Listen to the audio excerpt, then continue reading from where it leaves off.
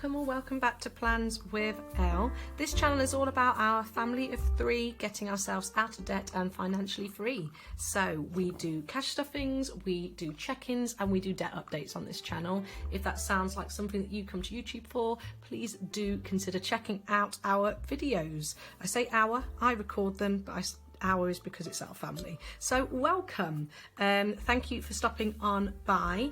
If you are here for this video, this is a bit different for how I usually do videos on here. This is part 2 of a 4-part mini series all about our financial journey. I don't know if that's the right word. All about our finances, let's just go with that. All about our finances from reflections of 2022 all the way to what our plans are for 2023 and how we plan on achieving those goals. So if this is your first video that you're watching, please do flick back. I've got a video from the day before that is our reflection for 2022, and that just helps just build a little bit of context for why these are our 2023 goals. So please do stick around for that. I'm doing this series because of Betwixmas, those 4 days between Boxing Day and New Year's Eve, where you forget what day of the week it is because of all that lovely grub that we've been having around this period. So I hope that you are having a lovely Christmas season. I know Christmas is now past, but I hope you're still having a lovely time. Those of you that aren't working, getting to spend it with your families, or even if you are working, I hope that you're having a good time. I hope that it's going well for you. So part 2, 2023 goals. I almost said 2023 then because I was saying it so slowly. Let's get into it. I don't think there's any more I need to waffle about, so let's get into those goals. Our goals for next year, these are all financial goals because this is pretty much a budgeting channel, and there's I think some personal ones in here, but then they're mainly family goals. Let's get stuck in. So we would like our emergency fund, my partner and I, to be kept at £1,000. From the sale of our first house, I put £1,000 straight away into a savings account, and an easy access one though, so if I needed to get it today I would be able to, so that we have our starter emergency fund, and I want to keep it at 1,000. What do I mean by that? Should there be an emergency over the course of this coming up year 2023, I don't want to be reaching for any debt where possible. Obviously I know emergencies might happen bigger than this £1,000, but let's try and be a bit more optimistic than that. Assuming that we have a little emergency that's less than this £1,000, we use some of this money, and then that instantly becomes number one priority to get that money back up to 1,000 again. So if we had a little emergency, let's say it's something related to the boiler, it costs £200. Next thing you know, our emergency fund is at 800. We pause all of the challenges and all of the things that we're trying to get money for, and we focus it to get that back to 1,000, and then we continue with the others. So it's a mini snowball in a sense, only if an emergency happens. Otherwise it just stays at 1,000, and obviously it's gaining a little bit of interest as the year goes on as well. So yeah, there we go. That is our first goal, and yeah, really important. I need it as a security blanket to stop me from reaching or being tempted to reach for a credit card. Double down on debt is our next goal. 2023 is the year that we want to, the dream, and you know what, let's dream. The dream would be to pay off the loan. It is currently about 5,900, 6,000, let's just call it 6,000. It's a little less than that, but it makes more sense to round up than down because it's closer to 6,000 than it's closer to 5,900. Anyway, £6,000, I know it should be doable. It's just we have other goals as well, so it really does depend during the course of the year if our goals change a little bit or not. So rather than say I want to pay off all of the debt, I've put down that I want to double down on it so I can start to get a good chunk off of it. So what double down means to me is that we pay around about £150 a month. That comes out automatically as a direct debit because it's a loan, and I want to contribute another £150 towards that. So doubling what we are paying off, so that hopefully it gets paid off an awful lot quicker. If I remember when I was on the site the other day, I think it's due to be finished June 2026 or something like that. I do not want this loan for that long. So By paying in 300 instead of 150, hopefully that'll go down a lot quicker. I don't plan to put the 150 there straight away. I plan on saving in one of my new Happy Mail things that you'll see in tomorrow's video. Woohoo! So I plan on using one of those so that I can build up the money. Then when it gets to a set amount, I will put it back to the bank and pay that bit of the loan. So you'll be able to see it going down in bigger increments every few months. Not necessarily every month, but every few months when I do some debt updates. So that's the plan with that one. No credit card use. I mean, it's been a difficult year, a difficult couple of months, I should say, in terms of the temptation to reach for the credit card. For those of you that may not know, I spoke about it a bit more in my last video, so please go to that one for a little bit more detail. But the gist is that the credit card was not the best thing for me. This is a personal one for me, because I just kept, I'm in debt. I was in debt with it. There was no point in using it anymore. I wasn't using it healthily, so I don't want to use my credit card this year, 2023. That's why this first one's so important. Next, our annuals. We want to have them saved for. Our annuals are things that come out yearly, whether it be car insurance, home insurance, MOT. We do our TV license yearly as well, and we've got the Disney Plus subscription. So anything that we are paying for once a year, and we are aiming to make most things once a year, we would like to have sinking funds for in order to save for it. And just in case anybody doesn't know what a sinking fund is, I know many people do now, and I think many people that watch my channel watch others that have sinking funds, but just in case this happens to be the first video you've stumbled upon, hello, welcome. But a sinking fund is where you are saving bits of money for things that you know will happen. So you know, for example, if you've got a car, there's going to be car insurance. It's due on a set month each year if you do it annually, and you know it's going to happen, so you save increments throughout the year in order to fund that. So annuals we want all saved for next year. Don't want, and especially Christmas, we don't want to struggle for that one. Start a medical sinking fund. This is a mini goal and it should be pretty achievable. We don't have an envelope saying medical yet, but I just want to start putting, I think it's either £5 or £10 a week or a month. I really can't remember the budget off the top of my head, but the main thing is just to start it, just for some prescriptions, just in case for dental treatment, things like that. I know that there may be periods in where we might have to go private for some things, so I want to have that ready just in case that is a thing.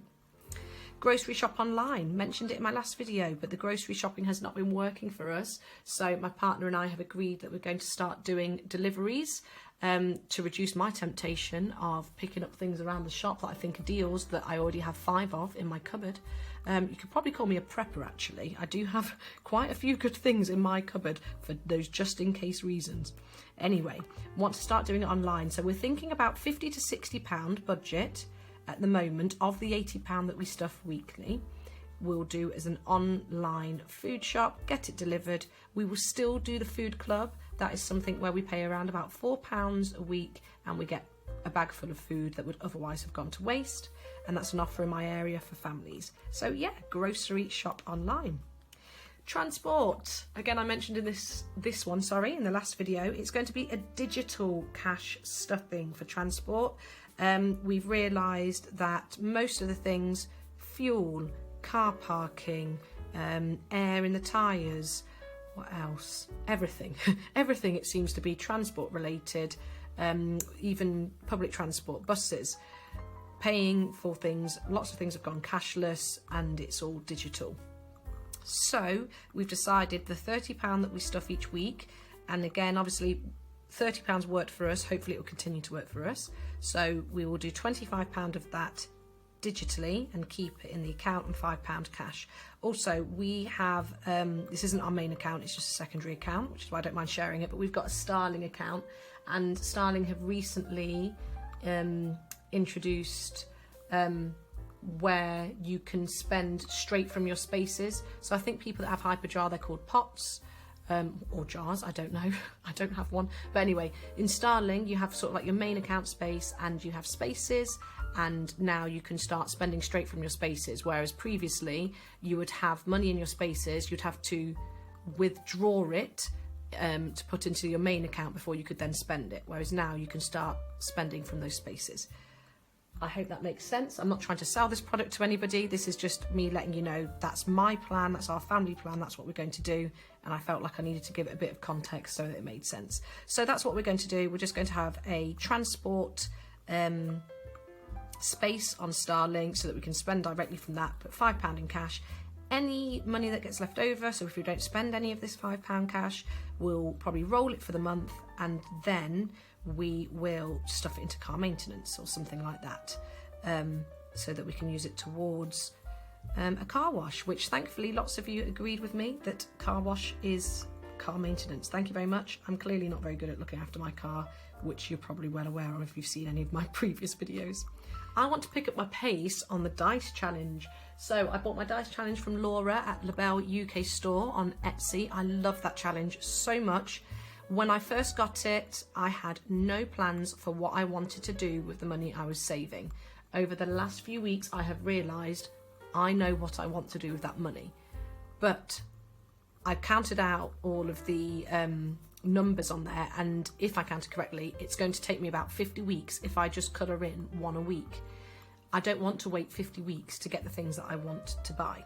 So I'm going to pick up the pace. It's going to be still with my spending money, and any leftover spending money I will start stuffing into the dice challenge, as well as doing the dice roll, as well as if I sell anything, I will put that money towards that, or if I get any gift money, I will put that money towards that, so that hopefully I can buy what I want with it. And I've really loved this dice challenge, so once I've finished it, I'm going to clean it and I'm going to do it again. So it's going to be present throughout the whole of next year, but for now, this current use of it, I want to speed it up, spend what I want to spend, and then I can start doing it weekly again, and then using other savings challenges for other goals that I have. So there we go, that's the plan with the dice challenge. We're going to budget worst case scenario. So I haven't put my budget on the channel yet, and it's something that I have been toying around with the idea of. I just want to think about how I'd want to do it. I don't think I want to do a breakdown of our individual income and our individual bills. So I might do a general income, all the bills, and then what you already see in terms of the sinking funds and the weekly envelopes. But I'm undecided. So, I mean, yeah, do let me know if it's something you're interested in, because I know I do like it from other channels, but I'm also okay with channels that don't do that and all they show is the weekly envelopes. That's also fine. Let me know your interest anyway. I'd be intrigued to know if it's something you'd be interested in, and then I might consider it if people are interested. If you're not, I'll just stick with what I'm doing now. So what I mean by budgeting worst case scenario is recently we got paid less than what we expected or what we usually receive, and it just made things really difficult. In fact, we've had 2 months of that since September. So we've decided what we need to start doing is budgeting worst case scenario. So what if I got paid as little as X? What if my partner got paid as little as X? What can happen? Let's look at our bare bones. What are the necessities? What needs to happen? And then when we see what our paychecks are, what extra we have, that's where we can go, right, that bit's going to debt, that's going to savings challenges. So we haven't been able to work it out. We can still, with a bare budget, what we think hopefully would be a bare budget, still do savings challenges, but it wouldn't be as much as what we would hope to get when we'd get paid more than what we expect. All right then, saving 1 week ahead for 5-week months. I spoke about this again in my last video because it was a lesson. I think, have I put it in? Yes, I have. January, February, April, August and October. Sorry, January or February. Talk more on that in a moment. April, August and October, as I've looked at it, should be our 5-week months. I'm torn between whether I want to make January or February a 5-week month. December should have been one so that January was a 4-week, but because of our lack of sound budgeting for Christmas, it's made things a bit tighter, so I don't want to drag December on any longer. I want January to start sooner, so it's then whether I want to make that a 5-week month or whether I want February to be one. That depends on how much we get paid. If it is sort of, again, to this worst case scenario, then I'm going to make January 4 weeks and February 5 weeks. if the money looks decent, then we'll make January a 5-week and February a 4-week. These ones though look pretty set to be 5 weeks. So what we want to start doing is putting in money into challenges weekly, so that when this 5th week comes along, rather than having to put it in that month's budget, we will have stuffed £5 or £10 each week here and there, and we can get that money out, and that's going to be our groceries, our transport, and our spending money, including our little one spending money as well. So that's the plan there. Save for Christmas 2023, technically an annual, but I really need to reinforce this one. Save for it. I'm going to start saving in January up until October. That's the plan, to do 10 months, and then potentially for 2024 start saving October to October. But we've missed out on these 2 months because we needed it for 2022. But yeah, let's get on it with the savings. And you know full well I'm looking at the Christmas iris binder. I missed the first drop. I may miss the second drop, but I will not be missing the third. No, I really hope I can get hold of an iris Christmas binder. They are lovely. Okay, extra income, going to challenges. I started off last year, no, I think it was the year before, selling things on places like Vinted, doing a really good job of it, and then I just got bored and stopped. Or I think I just went back to work after maternity leave and it was just something I didn't keep doing. Anyway, I need to get on it again. So I want to start selling, so that's a bit of a goal, but also what will that extra income go to? So it really does depend. Some of it, if it's me selling my son's things, then that's going to be family money, or that's going to be his money. We'll talk about that together, myself and my partner. If it's something that belongs to me, a clothing item that belongs to me, I will most likely put it towards my own money, probably to pick up the pace on the dice challenge. But again, that'll be a discussion. It's anything we sell, it's not going to be huge sums of money. So, and it will always be to building up challenges. So whether it's a family challenge or a personal challenge, we'll see. But extra income going to challenges, and also that links to the worst case scenario budget. Any extra money that beyond the worst case scenario will be going to challenges as well. And, oh, it's the last one. I can move this bit of card out of the way. Can you see it? I think you can. Quarterly reviews. So this is important because I don't just want to get to the end of the year and do a reflection. I want to check in every quarter. Are these goals working? Do we need to change anything? Does anything need to move around in order to make this work for us? Has the 5 week ahead worked, for example? Have I been able to stick to no credit card use? Is the online shopping working? I want to do that every quarter, because although these are goals, I'm not going to stick to something if it's not going to work. That doesn't make sense. If doubling down on debt, for example, makes us miserable and we're struggling to have any enjoyment, then we're going to review this, and maybe rather than 150 we'll do 100 or something like that. Or it means that we have to do more selling in order to increase it. But the point is, I want to hold myself accountable, but I want to be flexible as well, so that we are comfortable with the decisions we're making. So every quarter I'll have that review with my partner, and then I will bring that review to YouTube so we can talk about, yeah, which of these goals have worked. As you can see, I've made them circles so I can tick them off or cross them off, depending. But yes, check through them, what's working, and then maybe what needs changing. And I'll probably do another bit of paper, or I'll use my soon-to-be new budget book in order to show what those quarterly goals may be. So that is it. That is it for my part 2 video. I do hope that you have enjoyed this video. I hope it's been useful. Tell me what your 2023 goals are, please. I know quite a few of the cash stuffers on YouTube, but anybody that doesn't put up videos, please do put in the comments below, what are your goals for 2023? I would love to know. Again, it's just really interesting to see, do we have anything similar? Is it different? And yeah, maybe also how are you going to achieve your goals? Because I think that's an important one, isn't it? It's all well and good saying my goal is to have my emergency fund at 1,000, but what am I going to do to ensure that happens? And obviously I've already spoken about that. Everything else becomes less of a priority until that gets back to 1,000, and then we continue. So good to have plans in place in order to make sure things go to plan, basically. So thank you very much for watching this video. Thank you for joining me. The next video, part 3, that you'll see tomorrow, if you're watching them on the days in order, is going to be Happy Mail. I am so excited to finally reveal the happy mail. So please do join me in the next video for that, part 3 of my Betwixmas series. I hope that you are having a lovely day or evening wherever you are, and I'll see you hopefully in the next video. Take care of yourselves. Bye.